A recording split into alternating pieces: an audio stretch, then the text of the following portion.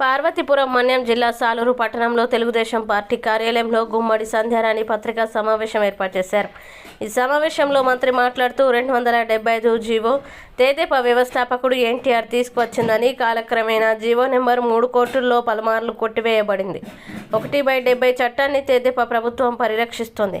ముఖ్యమంత్రితో మాట్లాడితే స్వయంగా ఆయనే సందేశం ఇచ్చారు. అరకు, పాడేరు ప్రాంతాల్లో ఇంటర్మీడియట్ ప్రాక్టికల్ పరీక్షలు కూడా వాయిదా పడేలా వైసీపీ నాయకులు కుట్ర పన్నారు. అమాయక గిరిజనుల్ని రెచ్చగొట్టి తమ స్వార్థ ప్రయోజనాల్ని కొనసాగిస్తున్నారని తెలిపారు. కావాలి అని ఒక విషబీజాన్ని నాటి మొన్న వాళ్ళందరూ కూడా ధర్నా చేయడానికి ఉసిగొలుపుతున్నటువంటి వెనకున్న వైసీపీ లీడర్లు ఇంతకు పూర్వం మీరు ఏం చేశారు? గత 5 సంవత్సరాలుగా ఒక్క గిరిజన గ్రామానికైనా రహదారి వేయగలిగారా? ఒక్క గిరిజన గ్రామంలోనైనా హాస్పిటల్ నిర్మించగలిగారా? ఒక్క గిరిజన గ్రామంలోనైనా ఐటీడీఏ ద్వారా ఏ ఉపాధి అయినా కల్పించగలిగారా? ఒక్క గిరిజన గ్రామంలోనైనా ట్రైకా రుణాలు ఇప్పించగలిగారా? బెస్ట్ అవైలబుల్ స్కూల్స్ లో 6 ఫీజులు లేకుండా చంద్రబాబు నాయుడు గారు చదివిస్తే అదేనా మీరు చేయగలిగారా? ఏ పని గిరిజనులకు మీరు చేయగలిగారని ఈ రోజు మీరు గిరిజనులను రెచ్చగొడుతున్నారు.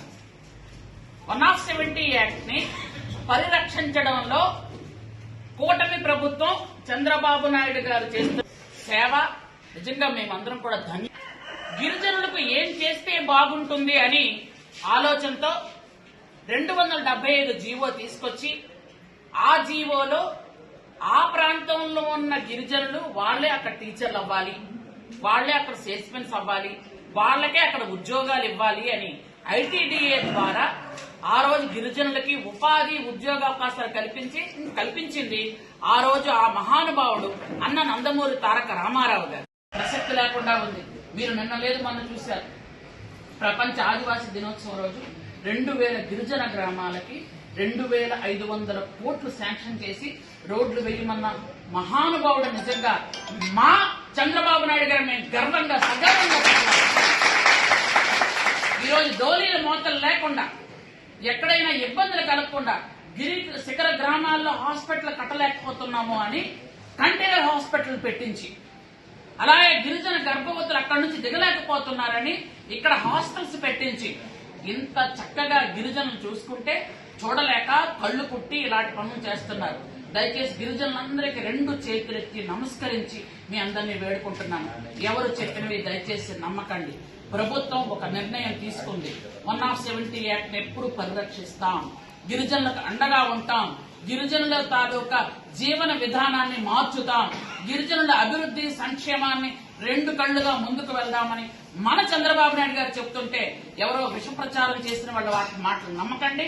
అమాయకంగా చదువు లేనటువంటి గిరిజనుల్ని ట్రాప్ లో వేసి వాళ్ళ వైపు లాక్కుందామని చేస్తున్నటువంటి దొంగ బోటకపు నాటకాలని మీరందరూ కూడా ఎదురు తిరగాల్సిన అవసరం ఉంది. ఎప్పటిలాగే మీరు ఐటీడీఏకి వెళ్లొచ్చు, ఎప్పటిలాగే మన భూమిని మనమే సాగు చేసుకుందాం.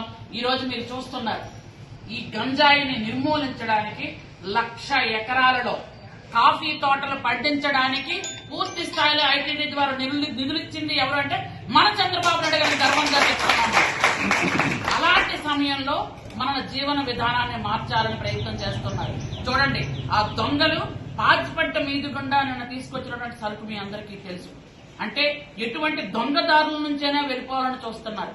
కానీ ఎక్కడ పడితే అక్కడ పటిష్టంగా పోలీసులు ఉండి ఈ ప్రభుత్వంలో పటిష్టంగా పోలీసులు పనిచేస్తున్నారు కాబట్టి నిన్న మొన్నటి దాకా అలాగే వెళ్ళాయి.